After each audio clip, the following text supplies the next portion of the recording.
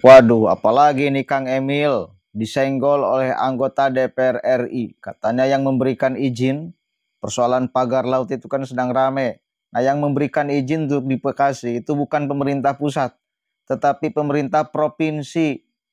Waduh, sampaikah Ibu Rike ini minta bantuan kepada Kang Deddy Mulyadi untuk membereskan itu? Waduh, gimana ini peninggalan Pak Emil? Katanya yang memberikan izin itu provinsi. Coba kita lihat terus sama-sama nih jeritan anggota DPR RI ini menyenggol Ridwan Kamil. Nah, balik lagi ya, kuulangi ya. Proyek ini bukan proyek pemerintah pusat. Proyek ini di-approve oleh pemerintah provinsi, oke? Nah, pemerintah provinsi, pemerintah pusat, aku ada surat-suratnya loh. Ada surat menyurat resminya. Pemerintah pusat nggak setuju ya, karena ini adalah overlay-nya, tata ruangnya tidak untuk pelabuhan. Kementerian terkait juga udah nolak, oke? Kemudian di sini ada BUMN, namanya Nusantara Power, udah memperingatkan. Sembarangan banget ya. Sembarangan banget. Aku emosi jiwa nih, gak kelar-kelar. Gak kelar-kelar. Balik ke sono badannya. Nih, kita turun lengkap ya. Oke, dengan tim.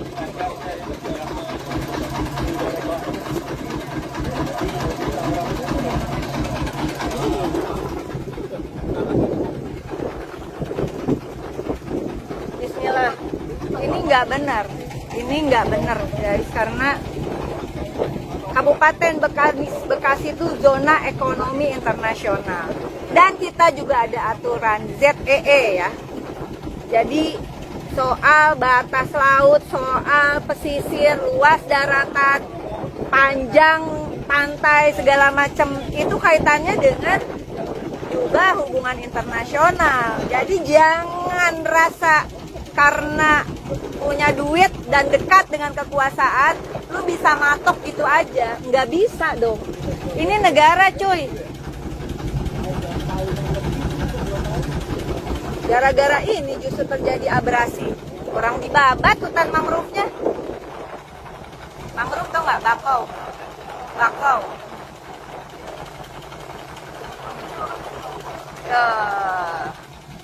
Jangan cuma Tangerang yang diurusin. Ini penting nih. Ini penting. Bisa ganggu aliran listrik Jawa, Bali, Madura. Halo? Udah, ntar dilanjut lagi. Emosi jiwa jadinya. Semangat! Di kapling. Buset. Coba lihat.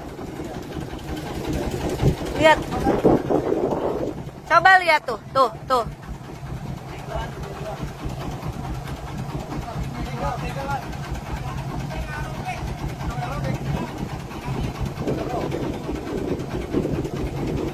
Ini udah nanti di kapling-kapling, di kotak-kotak, nggak tahu nanti dibagiin sama siapa ya. Oh, ini yang namanya Anda butuh tanah, tenang, tanah di Indonesia banyak. Ini maksudnya kali. Ini beda pemain nih sama yang di Tangerang nih. Tapi nggak tahu nyambung apa enggak.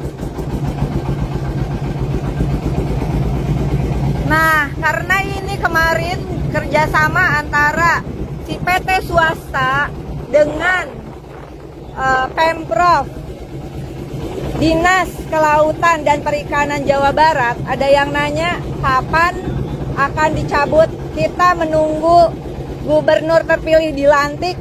Ayo Kang Deddy, semangat. Kang Deddy Mulyadi teh, si besti akunya. Aku punya bukti bahwa ini bukan tata ruang untuk pelabuhan, perumahan dan sebagainya. Ini adalah zona energi. Zona energi kalau diperlakukan seperti ini, sampai belibet, diperlakukan seperti ini, karena ini menyangkut PLTGU Muara Tawar, berpengaruh pada aliran listrik, suplai listrik listrik.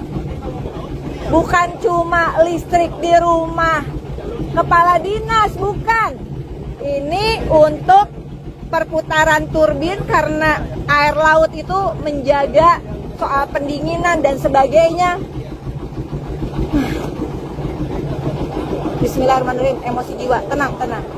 Berpengaruh pada suplai listrik Jawa, Madura, dan Bali. Udah dibilangin, tetep loh dapat izin. Izinnya lewat mana? Ntar, sesaat lagi aku bongkar. Kenapa bisa ada keluar izin begitu aja? Tetap di Pitaloka Channel, Besti. Sesaat lagi aku akan perlihatkan. Waduh, bahkan oleh pusat ditolak katanya, tetapi provinsi memberikan izin. Dan dokumen-dokumennya Ibu Rike punya. Inilah kenapa masyarakat banyak yang pesimis terhadap pemerintah. Kenapa masyarakat banyak sekali lagi yang pesimis terhadap pemerintah. Kenapa?